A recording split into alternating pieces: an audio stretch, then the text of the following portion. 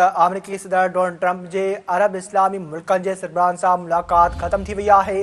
मुलाक़ात जी पुॼाणी ते वज़ीर आज़म शहबाज शरीफ़ ऐं अमेरिकी सदर ट्रंप विच में मुलाक़ात थी। मुलाक़ात दौरान नायब वज़ीर आज़म सियाक डार भी मौजूदु हो। मुलाक़ात दौरान डोनाल्ड ट्रंप ऐं शहबाज शरीफ़ विच में खुशगवार माहौल में गैर रस्मी ॻाल्हि ॿोल्हि थी आहे। अहम ख़बर खां अवां खे आगाह पिया हलूं त अमेरिकी सदर डोनाल्ड ट्रंप जे अरब इस्लामी मुल्कनि जे सरबराहनि सां मुलाक़ात ख़त्म थी वई आहे। मुलाक़ात जी पुॼाणी ते वज़ीर आज़म शहबाज शरीफ़ ऐं अमेरिकी सदर ट्रंप विच में मुलाक़ात थी।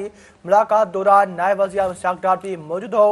मुलाक़ात दौरान डोनाल्ड ट्रंप ऐं शहबाज शरीफ़ विच में खुशगवार माहौल में गैर रस्मी ॻाल्हि ॿोल्हि थी आहे। इन अहम ख़बर खां अवां खे आगाह पिया हलूं त अमेरिकी सदर डोनाल्ड ट्रंप जे अरब इस्लामी मुल्कनि जे सरबराहनि सां मुलाक़ात ख़त्म थी वई आहे। मुलाक़ात जी पुॼाणी ते वज़ीर आज़म शहबाज शरीफ़ ऐं अमेरिकी सदर ट्रंप विच में मुलाक़ात थी।